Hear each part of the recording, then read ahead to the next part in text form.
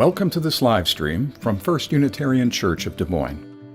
Our mission is to love radically, grow ethically and spiritually, and serve justly.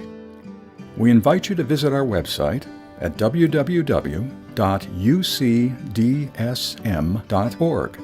It's a great way to explore all that our church has to offer, from adult programs, to religious education, to social justice work, and more. Today's service will look a little different. We're temporarily holding services in Griffin Hall while we renovate our auditorium. It's a small inconvenience and a welcome sign of our thriving and growing church community. Today's service is about to begin. So now we'll take you inside Griffin Hall.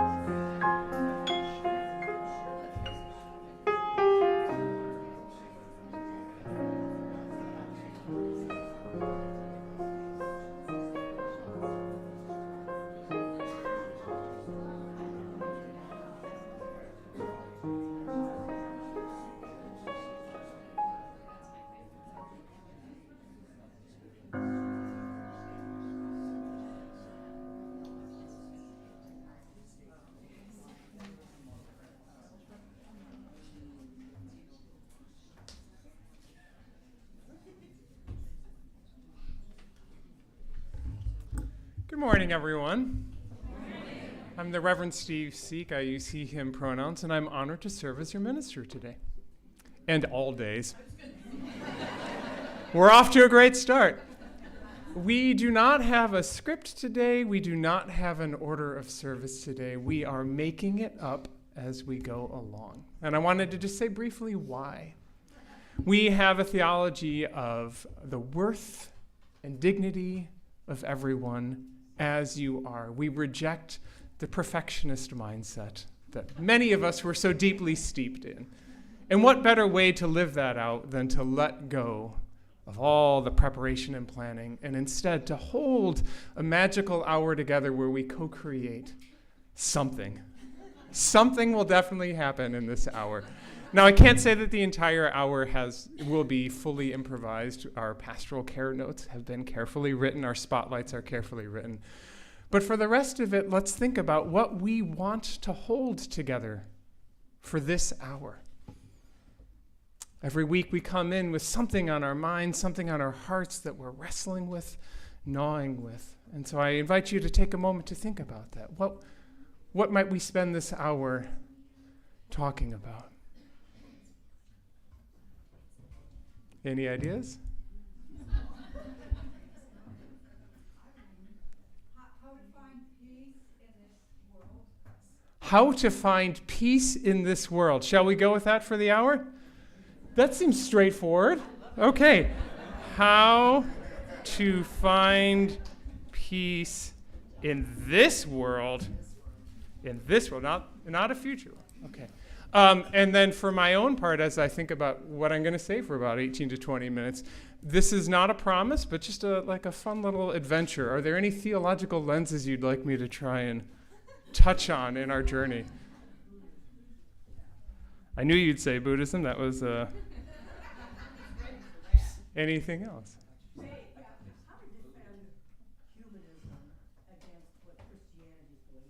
Sure, right. Let's also address white Christian nationalism. Okay.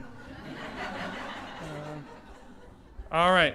And then I think I'll stop there. So Faith's going to be making up something, and Louise is going to be making up something. Do you have enough to go on? Yeah. How to find peace in this world. Okay. In that case, I turn it over to you.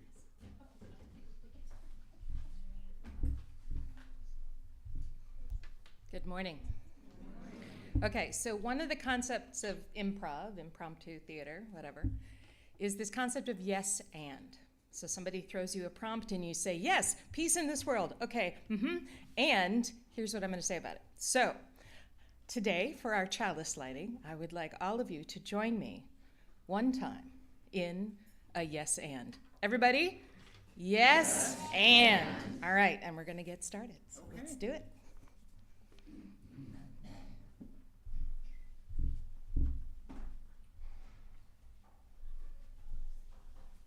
Let's sing something.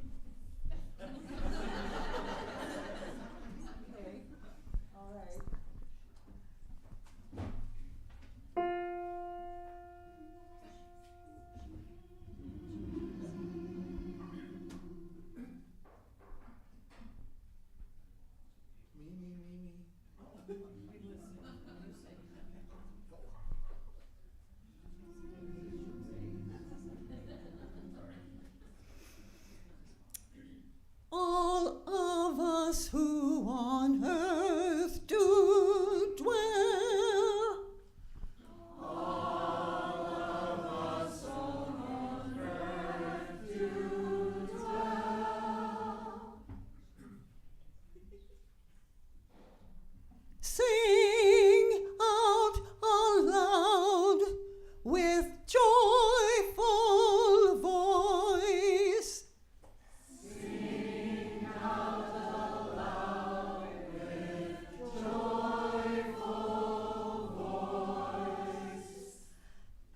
Let hearts be let hearts in exaltation swell. Let hearts in exaltation swell. Let's see. Come now together and rejoice.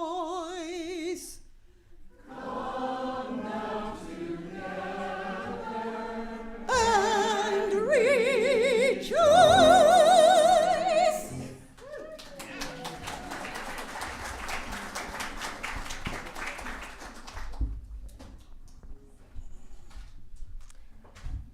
Unitarian Universalists are not bound by a creed.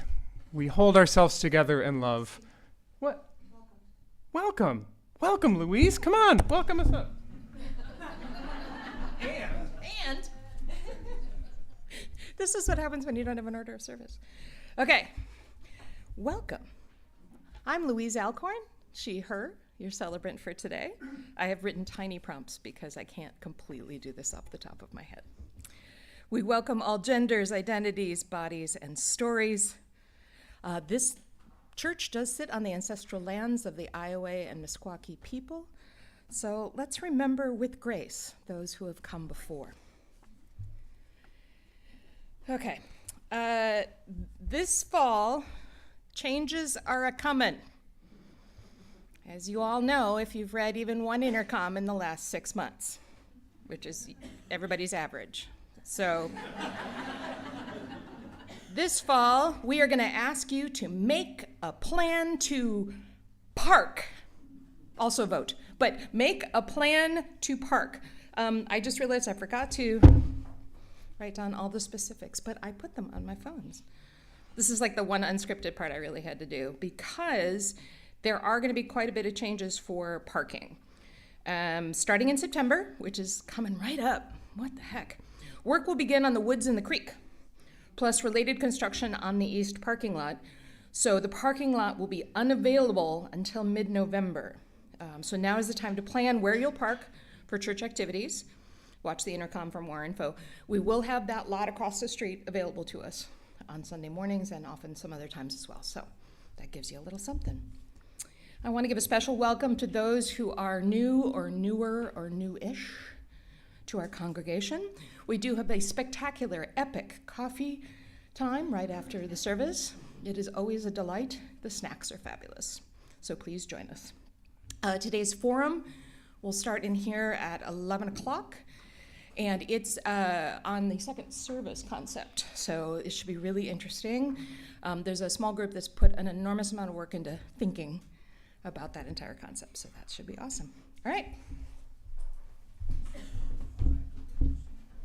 But instead, we're a people of covenants.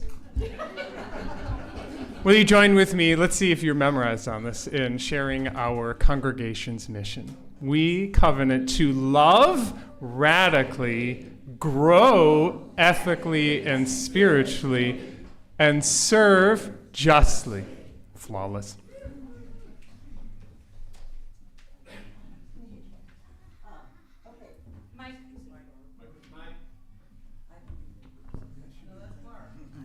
All right. We're all going to stand with hymnals in hand. And I thought I saw Jim back there.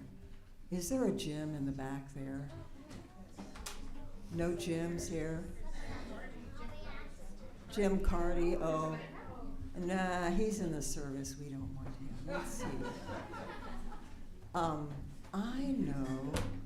Let's see. I was hoping Dominic would be here this morning. No, that's little Dominic. I was going to look for the big Dominic this morning. But how about Paul?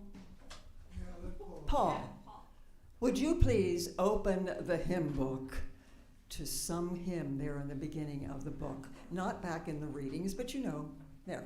What might it be? One, you've got two choices there? 36. Number 36? And what is that? Wind in our music. Oh, well, that's good. Let's see. The only thing is, I don't have a hymnal. 36. 36. I didn't think I was going to wing the whole thing here. Okay. Bruce, you want to play that for us and remind us? It's very unfamiliar. No, not at all.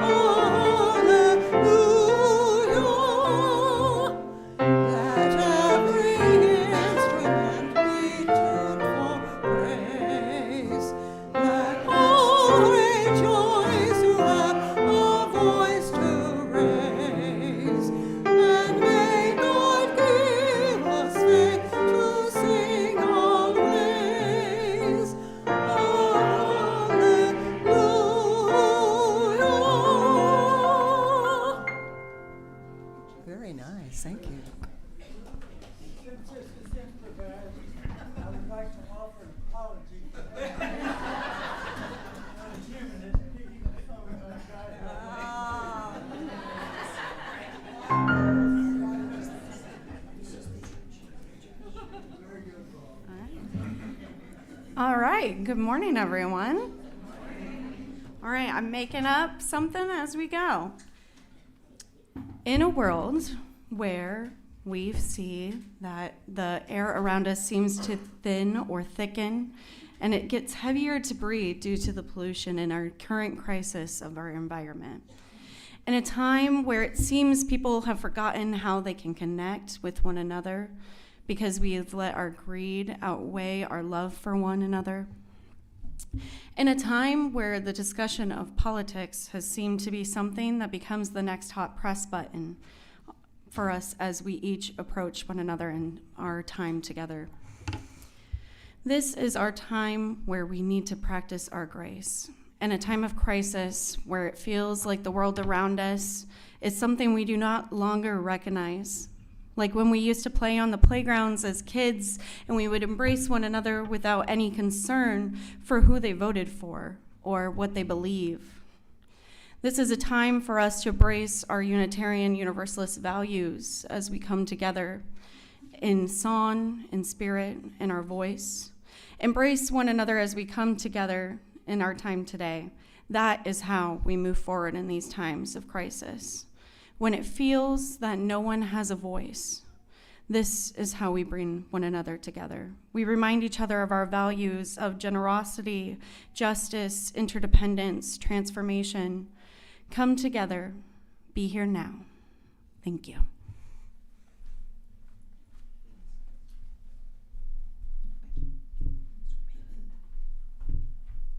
Good morning, everyone. My name is Becky Evans, and I am here as a member of the adult programming team. And I want to alert to everyone that the sign up for the next year's small groups will be alive soon. And it will be your opportunity because we want everyone, yes, everyone, to sign up this year and participate in a small group. It is your chance to commit to attending a 1.5 hour session just once per month, and you will have the opportunity to get to know up to 9 other people much, much closer. You'll be able to connect and delve deep into our themes of each month. We're going to be offering 4 different formats this year, so that when you pull up the sign up, it will explain these as well. The first one is we call it small group ministry, where there will be question prompts that direct a discussion within your group. The second is Soul Matters, and this is where you will have a packet of information to go through, and it will give you options of spiritual exercises that you work on and share with your group. The third option is UU Writers, and the theme will be explored using whatever writing practice the members of the group each choose to use to explore the theme. And the fourth one is called Creativity Matters, and this is where the topic is explored through creative and artistic ways. So we would like everyone to try to join a group. What we're pushing for is Wednesday evenings, the second or fourth Wednesday evenings. We're going to be having potlucks those nights. So you can come and have potluck with everyone and then go to your small group. There will be childcare available, so if you need that. So that is our preference. If you are not able to make Wednesday work, we'll find a time for you and we'll form other groups. And you'll notice that on the sign up as well. The facilitators will be assigned after the groups have been formed. So everyone is used to knowing the time, date, and place. You're just gonna hopefully pick a Wednesday, either second or fourth, and if not that, we'll form groups and assign facilitators from there. I'd like everyone to raise their hand if you have participated in small group ministry at First Unitarian Church in the past. That's what I kind of thought. That is great. I hope that all of you that have done it in the past will sign up for a new group this year and your chance to meet new people. And if you are a new person, please sign up. It's a great chance to get connected. I also want to put a little plug in for Circle Suppers.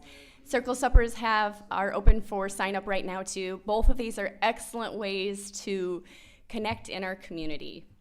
So sign up, and I think you will all be glad that you did.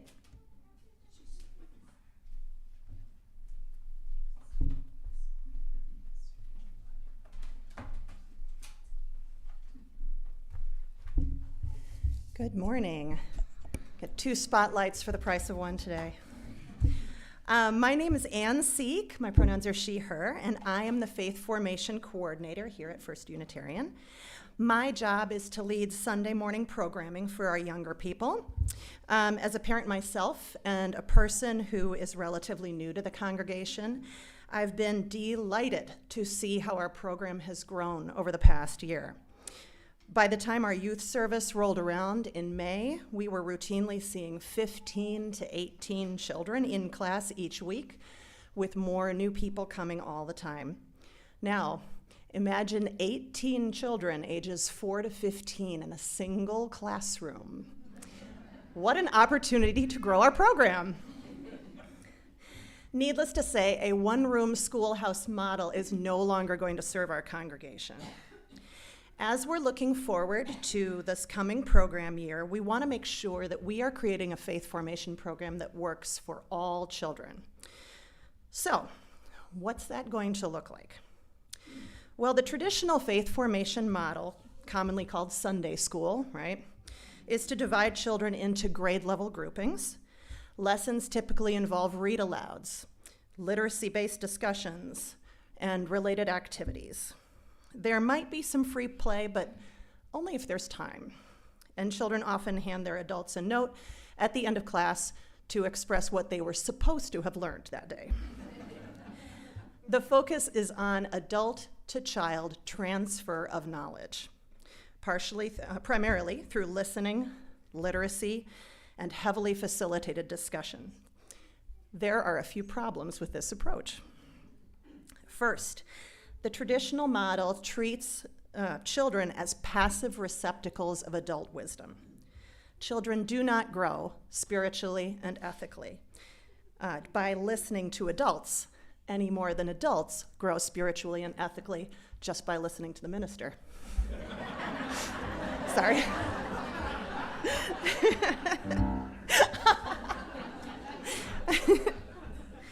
Children, like adults, construct their own faith through lived experience, meaningful interactions with others, and a foundation of understanding of their community. If our children are going to become full participating members of the First Unitarian community, we need to give them the opportunity to construct their own faith, participate in the life of the church in meaningful ways, form a variety of positive relationships, and make choices, just as adults do. The second problem with that traditional model of faith formation is that it just doesn't meet the needs of the children who are in our community right now, or those who will be here in the future, we hope. If we want to be welcoming to children with trauma, we need to have smaller groups, behavior supports, teacher training, and trauma-informed curriculum. If we want to be welcoming to children with developmental delays, we need curriculum modifications, flexible groups, and sensory supports. If we want to be welcoming to children with mobility impairments, we need an elevator. Many aspects of traditional faith formation reject children before they even walk through our doors. Our covenants and values are calling on us in this crucial moment to create something better for all children. So, what's that going to look like? Starting on August 23rd, we will be offering children 3 choices for Sunday morning programming. These choices will have age recommendations, but they are not age restricted, or grade restricted for that matter. The first option will be the UU Friendship class. This will be where children learn how to do church. They'll practice social skills through play and simple faith routines. They will learn about the needs of their bodies and minds and how to meet those needs here. They will practice identifying key elements of our church community, such as the church staff, faith formation teachers, and even board members. Can we offer this for adults? Yeah. Well, I'm going to get to that. We need adults, so yes. And they will learn how to participate in services by practicing service elements in developmentally appropriate ways. This class will be recommended for ages 4 and up, but will, for example, have a 9-year-old in it this year, because that is what that particular child needs to grow his skills so that he can deepen his relationships, participation, and spirituality. This class will be perfect for young newcomers, very shy children, kids who need a lot of movement, and kids who need more nurturing relationships with teachers. The next class we're going to offer will be called UU Explorers, and it will be recommended for ages 7 and up, but again, might be a good match for an older child. Excuse me. This class will start introducing some of the abstract concepts of Unitarian Universalism, such as our 6 values, through art and constructive play. For example, if we were going to discuss our value of generosity, we might create a collage of images cut from magazines to express what that value means to us. This class will work on creating a large-scale representation of our values that's going to be shared with the congregation during the youth service. Could be a mural, could be a quilt, could be a giant crocheted stuffed pig. Well, they're going to be in charge. Social skills and mindfulness will also be emphasized. This class is perfect for children who are ready to learn about the basic beliefs of Unitarian Universalism, can engage in simple conversations about shared topics, enjoy artistic pursuits, and feel most comfortable when working in a group with others. The third class that we will offer will be our UU Foundations class. This class is recommended for ages 10 and up, or younger children who are interested in exploring Unitarian Universalist faith through history, stories, interactive games. The curriculum is intended to prepare the children for the content being explored here in our services, with the children having the opportunity to attend the sermon together often. It is the hope that this class will prepare children to identify UU values, beliefs, and actions in the world, and compare them to values and beliefs in different faiths. It's a good match for children who can reason abstractly, enjoy discussing spiritual and moral concepts, are interested in other religions, and would like to take on responsibilities in weekly services or a leadership role in our youth service in April. In order to make the most of our children's time here on Sunday mornings, we will continue to begin faith formation downstairs prior to the service, as we have been this summer, with drop-off starting 15 minutes prior to class. So 9:15 for now, when service times change, shifting. Early arrival is a great opportunity for the children to interact through free play and grow peer relationships. Of course, parents are always welcome to keep children with them during the service as well, and we are excited to be able to offer the quiet family support room in the auditorium when that reopens. It will be particularly helpful for nursing parents, visitors, and anyone who needs sensory support during the service. In order to best meet every child's needs, it is essential to register them, ideally before we begin programming on August 23rd with our backpack blessing service. Parents, please register your children for faith formation, because this allows us to keep you up to date on any schedule changes, identify any additional supports children may need, and plan for allergies, health conditions, anything that teachers might need to keep your child safe. Also, if you register your child and we know their birthday, they will receive a very cool birthday postcard featuring the staff. There is no fee to participate in faith formation. So, to register electronically, we have a couple different options. There is a link in the intercom. There is a link on the Children and Youth Faith page on the website. We could not get them up in time, but there will be QR codes posted throughout the church coming, so there's lots of ways to get to the link. And if you don't like technology, there are paper forms on my desk. So any way you can get it done would be great. And please fill out a form for each child if you are registering more than one child. All right, finally, we have been working hard to recruit teachers and assistants to support this wonderful new program. If you would be interested in supporting our young people on Sunday mornings, we would love to have you. We are looking for lead teachers to sign up twice a month and assistants to sign up once per month. I especially want to emphasize that when it comes to teaching, representation matters. Last year, almost all the people who stepped up to support our children looked like me, a white, middle-aged, cisgender woman. Nothing wrong with that, but we want our children to form relationships with all kinds of people, and we want them to understand that faith formation is for everyone. So if you are willing to work with our children this year and bring your unique self to them, please speak to me after the service or grab my business card at the welcome table, and I will share all the pertinent information with you on a massive document. so you know what you are getting into. If you're not prepared to support in the classroom, please keep your eyes open for volunteer and donation opportunities in the intercom. They will appear throughout the year. We have lots of fun and exciting plans. So, thank you so much for investing, that too, please investigate. Thank you for investing in faith formation here. Together, we are raising future generations to love radically, grow ethically and spiritually, and serve justly.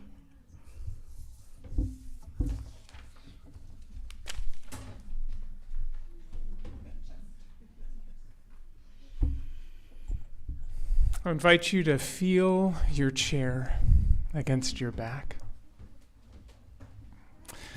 I invite you to let your shoulders fall away from your ears. If you like to close your eyes, you can do that. If not, you can try blurring them in the seat in front of you. And I want you to imagine that your breath is like a stream going back and forth over a bed of sand.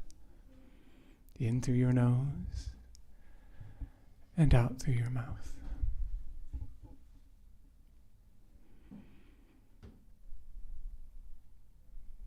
In this present moment is peace. In this present moment, you are enough. In this present moment is peace.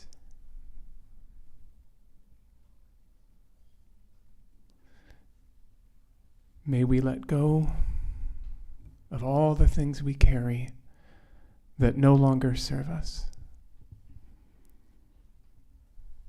May we release all of the future worries that tie us down. May we feel in this present moment our fullness.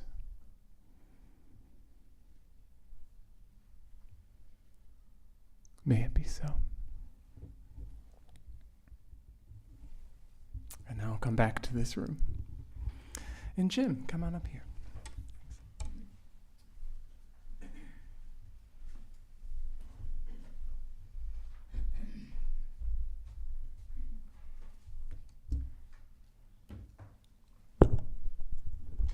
Good morning.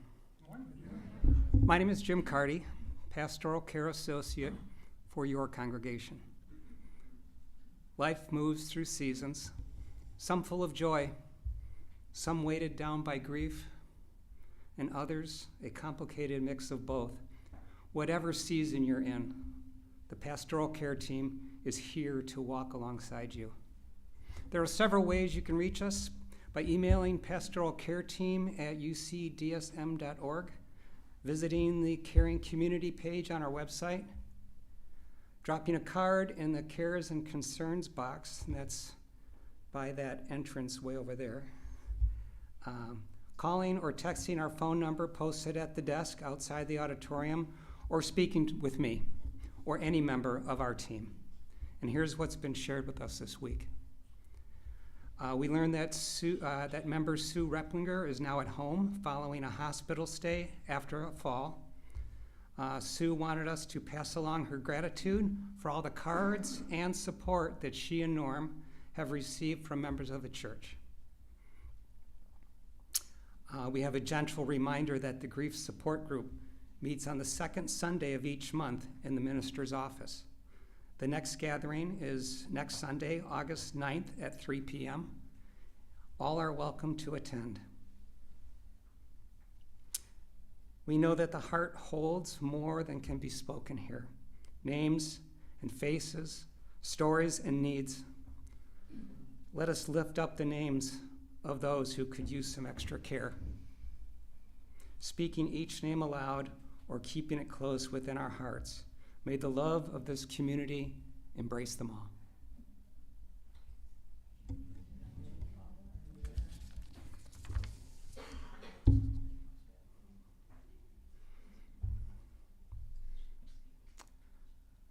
We now light 3 candles.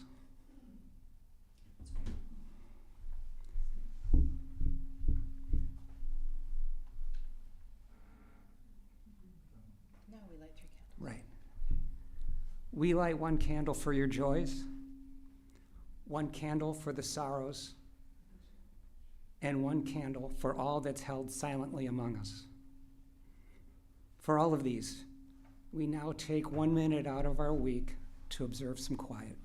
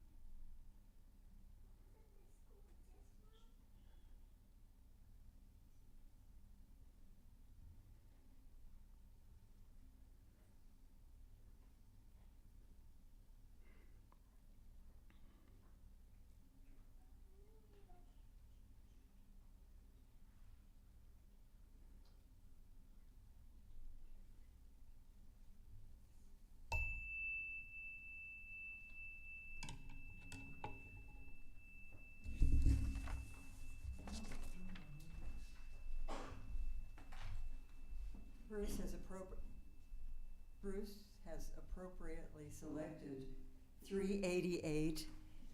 Dona nobis pacem. We'll be singing this 3 times. The first time all together, and the second time and third time you may select starting at circle 2 or circle 3.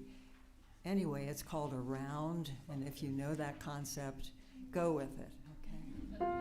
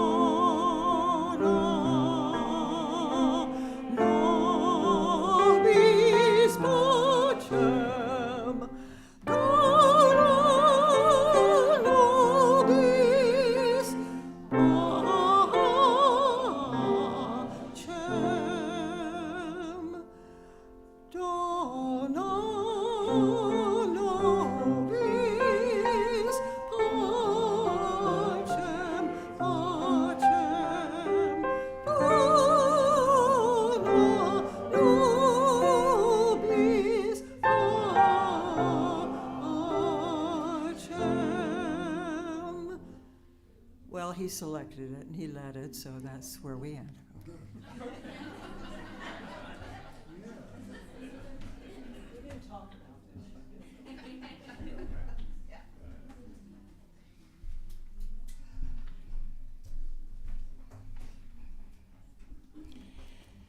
So we come now to the offering, which every week makes me a little nervous, asking for money in church.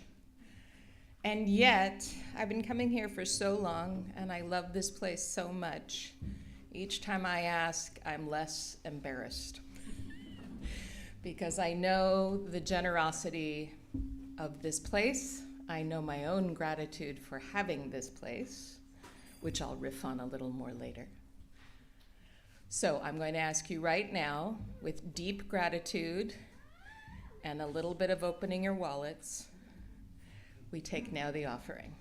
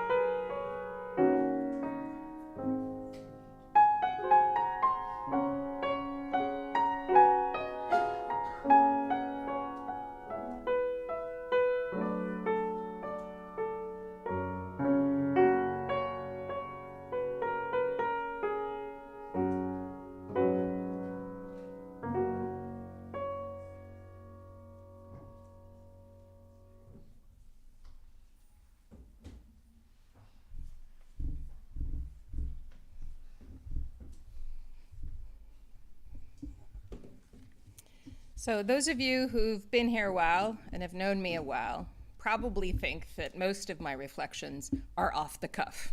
Is my mic on? Is everybody hearing it okay? It's very hard to tell up here. There we go. Awesome. Thank you, Bill. So those of you who've known me a while and been here a while probably think most of my reflections are off the cuff. They're not. This one is. So, the celebrant team, when they decided on this incredibly cool improv service, I happened to be gone that day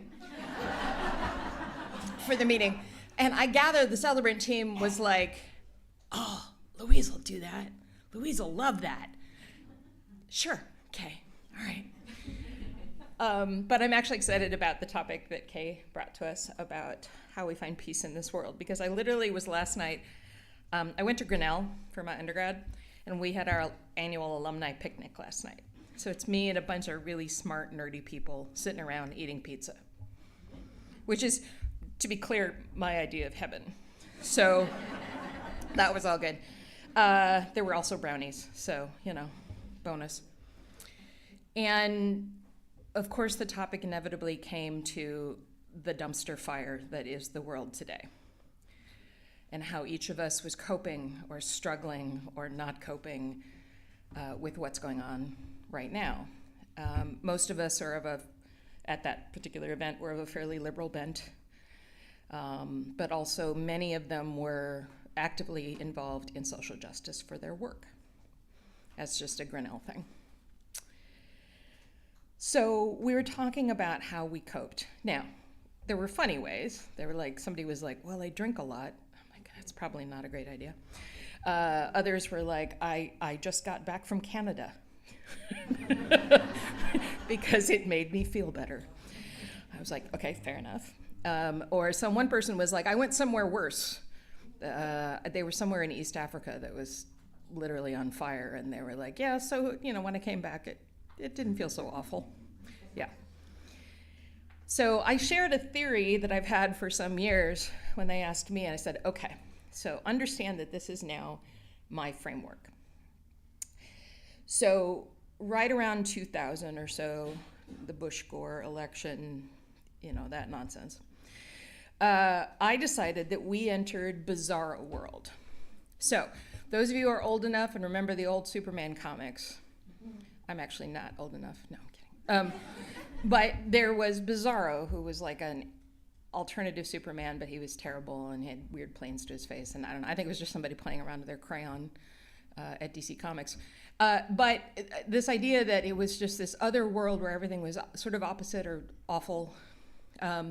There's also there's some Star Trek episodes about this. This whole thing that you have this alternate universe. And then I've actually been, for our space service in July, I actually was reading up on the multiverse theory. You'll be very glad to hear that I took the paragraph and a half about multiverse theory out of my reflection that day, because it would have, thank you, Sandy. Yeah, you're welcome. But this idea that at some point we broke off and we've been in an alternate universe. And there's been slight corrections, the Obama years, for instance, slight corrections where we went back to being decent, loving people on the whole. But yeah. So I've just felt like we've been in bizarre world. And so the way I find peace in the world is to try to realign with, I suppose, my values, realign with what brings me peace, realign with what I know is out there, which is a lot of really good people trying to do a lot of really good things. So how do I do that? Well, one thing I do is I come here. It's not that this place is always so peaceful, but there are people here making peace. And there are people here who are literally doing the good work. So if I'm wandering through coffee hour, usually in a hurry to get to somewhere, and I hear someone say, oh, yes, I've been helping some of my clients through trauma. Or someone says, oh, yes, I'm teaching in special ed this week. Or some small thing. I help some people apply for refugee status, right? So all of these things, just to know that there are people in the world doing good things, that brings me some peace. And I know that they are working to make peace. I think of that as sort of active peace. I come here, I try to think the good things and do the good things. Then there's sort of the passive piece for me, which is to try to calm myself inside so that I can then go back out there into the world and serve the public, which is what I do all day as a librarian. Now, I am not Buddhist. We're supposed to bring in Buddhism, but I'm going to tell you right now, I am a terrible meditator. When we sit here and have our quiet time, despite the fact that I managed to get so involved I forget the candles, it's pretty much my grocery list that's going on in there. That's fine. It's a kind of meditation. But when I go home, and I'm one of those crazy cat ladies who lives alone with 3 cats, I go home, I pile felines on top of me, and I watch British people kill each other. I've been joking since COVID that that's how I survived COVID, is watching British people kill each other really politely, like the ones where you never see the body, but they work it all out in the end. Yeah, that's pretty much how I stay sane, and it turns out there's whole streaming channels for this. It's fantastic. So I sit, and I realize that what appeals to me is the story. Again, I'm a librarian, so story. And Hollywood and the BBC can often create a beautiful sense of it's going to be all right because justice will prevail and they'll figure out who done it. And there's sometimes a little romance in the middle, and isn't that delightful? That brings me an inner peace, which I can then try to reflect back out into the world when I have to go back out into it. And then I basically come back here, or I go to a Grinnell alumni picnic, or I go visit my friends, and we talk, and we laugh, and we discuss the issues, and we swear a lot, because yeah. And we try to find the absurdity and the joy and the beauty. I've been trying to add to my social media feeds anywhere where they give good stories of good people doing good things. And I realize how many of them there are, I can't even keep up in my feed. And that brings me a deep peace that somehow we're going to work it all out. It's going to be a bit of a laugh. And we're going to find out who done it in the end. Thank you.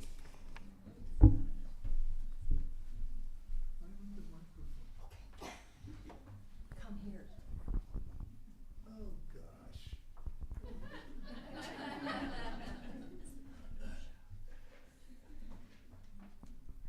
Boy, these are all taped down. I don't know what the deal is.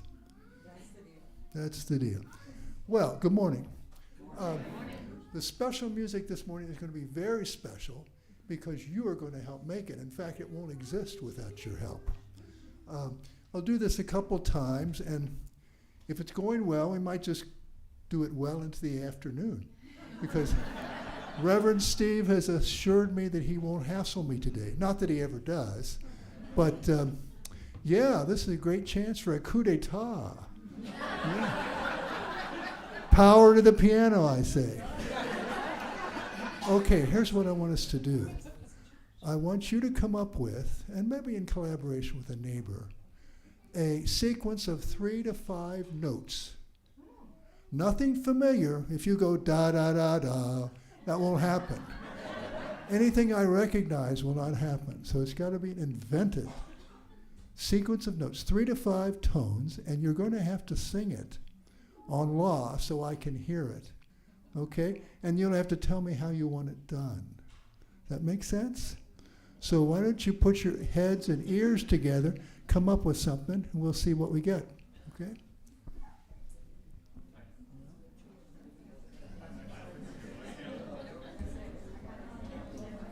If nothing happens, I'm quite patient.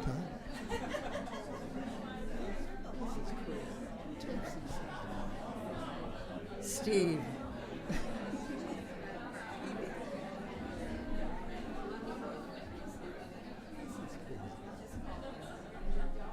Did you need Bill's some? getting there. No, nothing. It's just Okay. all these things taped down. Yeah. You notice I'm walking.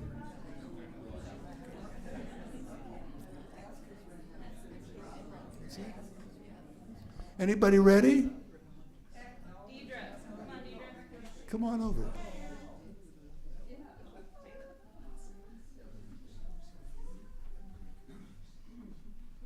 Boy, Taylor, these mics are just crazy. You're going to have to step in here. Law on law.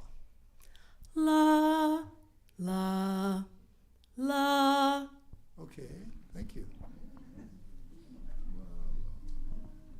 Good one. In what style? How do you want it?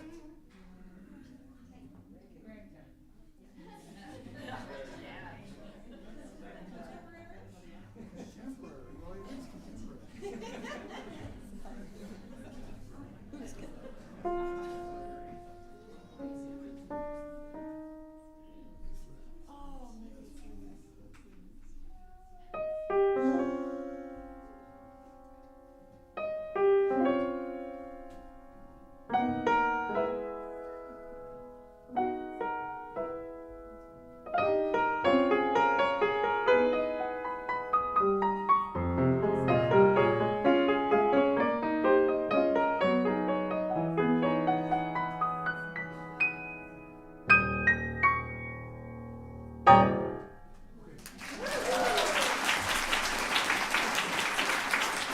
Anybody else? Yeah, come on. Come on, Aaron.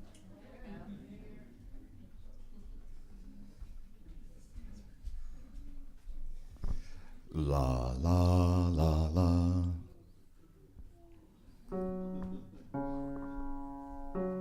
That Aaron? Yep, that's the one. How do you want it? Oh, style. Swing.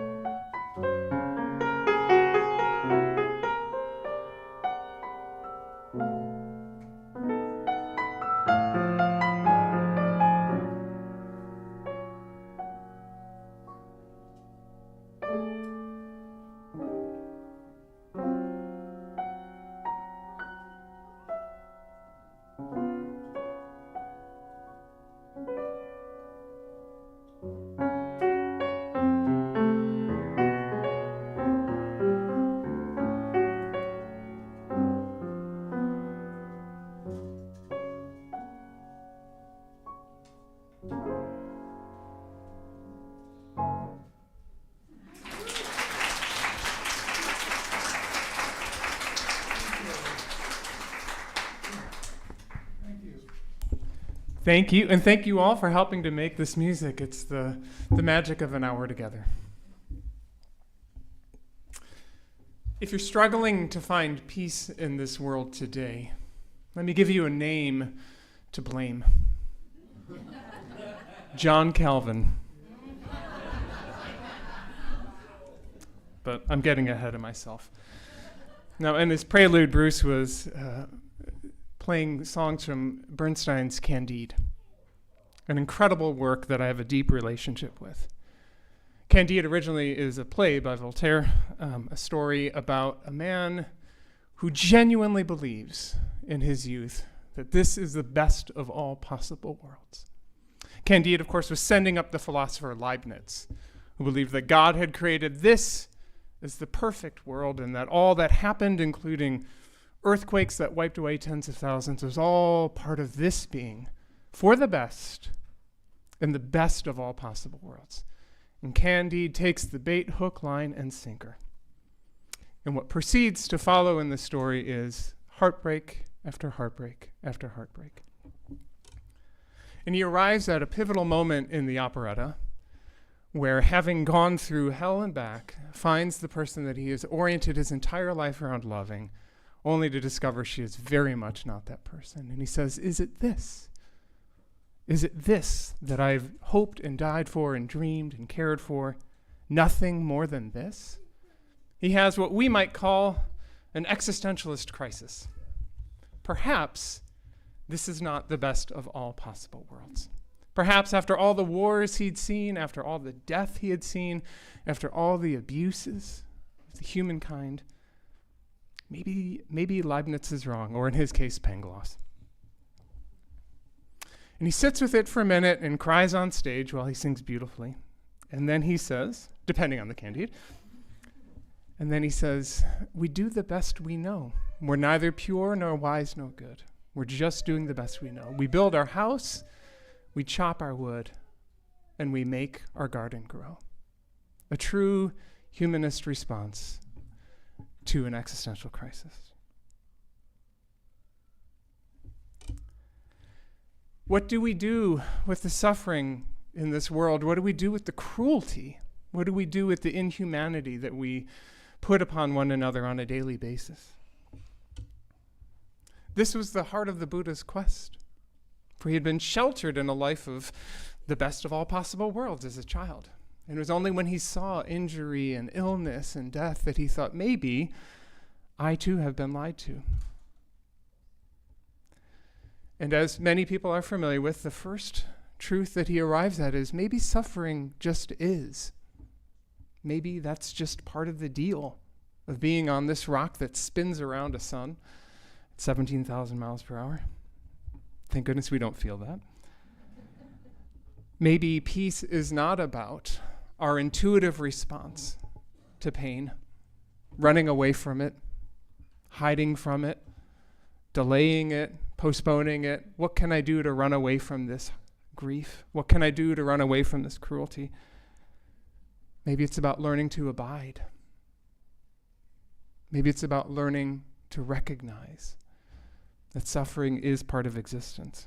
It's not masochism. It's not saying let's go seek out suffering. It's not saying let us choose new illnesses to gather. It's saying you will have an illness, right? You'll have a toothache.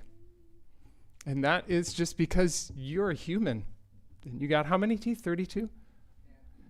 Is that right? Sorry, had? How many teeth did you have? See, I would have fact-checked this before I was preaching. And one of them's going to hurt. And that's just the deal. And what we add on top of that is our experience of the pain, our interpretation of the pain. How dare I suffer? What can I do to make this go away? And so we're asked not to imagine a world without pain, not to imagine a world without cruelty. We're asked to practice being grounded through it, finding a peace within. Which brings me to John Calvin and the bone I've had to pick with this 16th century theologian, originally from France, famously settled in Geneva, and created what we might call Calvinism. You'd recognize it now through some kinds of American Presbyterian. Calvin believed that humans were depraved. That we were all born wretched. If Calvin wanted someone to blame, he could blame Augustine. So let's follow that thread for just a second, and then I'll get back to Calvin.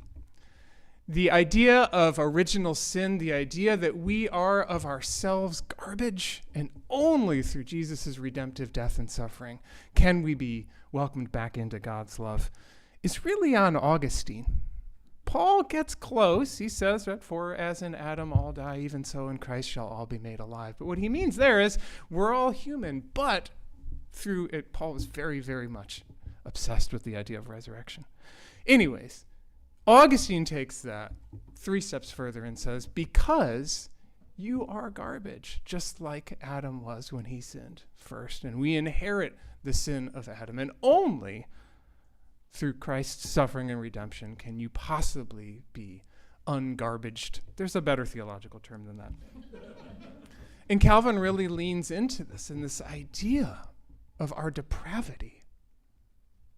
Recently, I had the great joy of sitting with a, I think, 2-day-old baby from our congregation.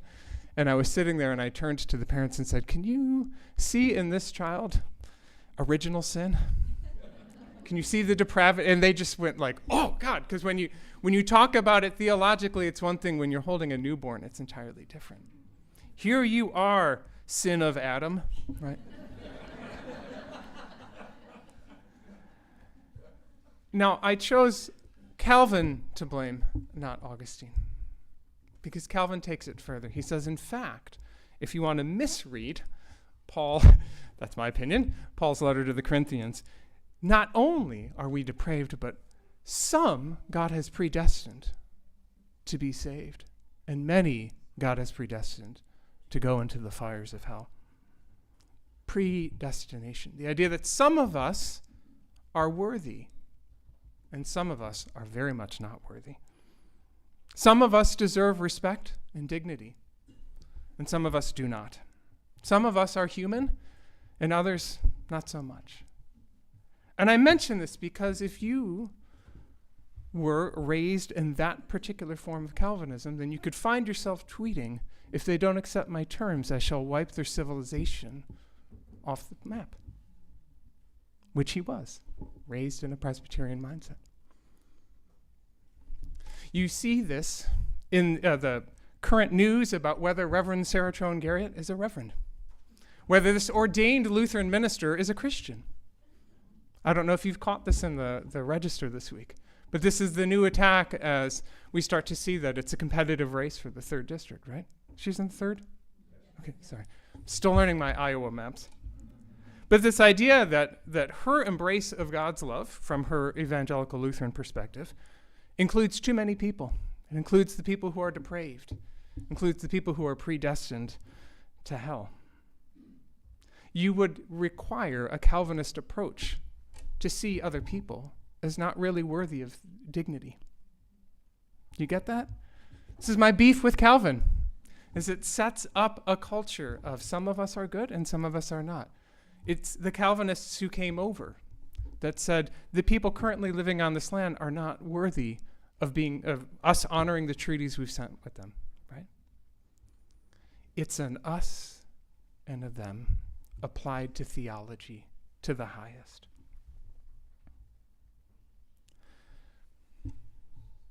And yet, finding peace is not about the conquest of us over them, right? It's not the conquest of people who believe in the worth and dignity of everyone over the evil people, the depraved people who believe in the depravity of humanity. You're hearing the irony, right? We are not going to find peace through our hatred of people. We are not going to find peace through our hatred of the bad people. Finding peace is an act of radical compassion. And I would argue it starts with oneself.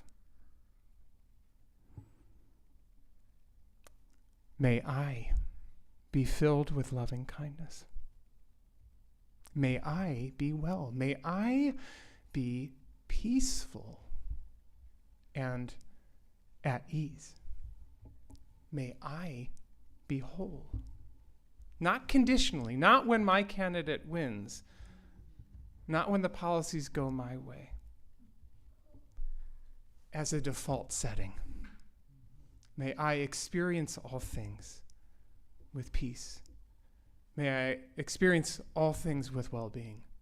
May I experience all things with ease.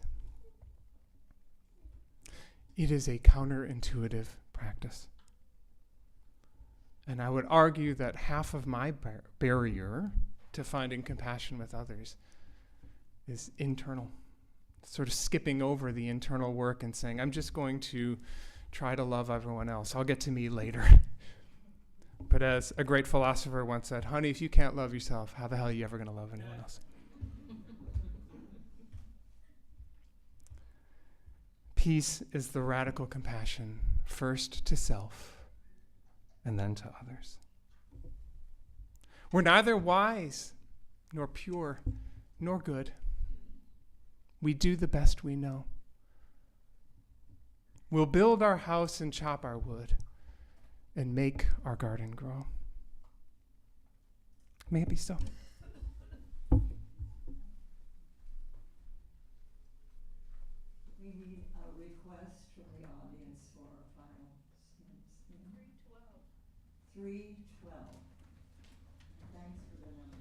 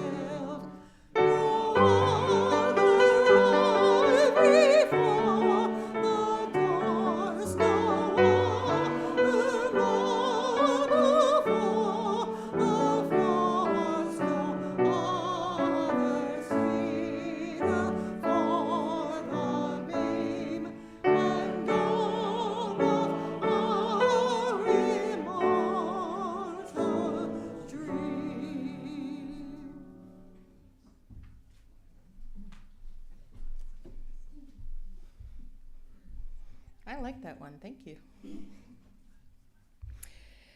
We're going to extinguish our chalice, and I'm going to go back to where we started, which is this concept of yes and. We say yes to the world, and then we turn back around and say, okay, yes, and what's next? So give me a yes and. Yes, and. Amen.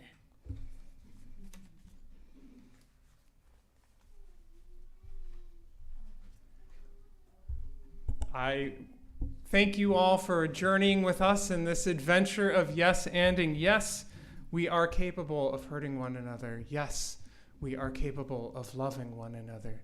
May we always choose the latter path. Go in peace, go in love. Go now in peace. Go now in peace. May the spirit of love surround you everywhere, everywhere you may go.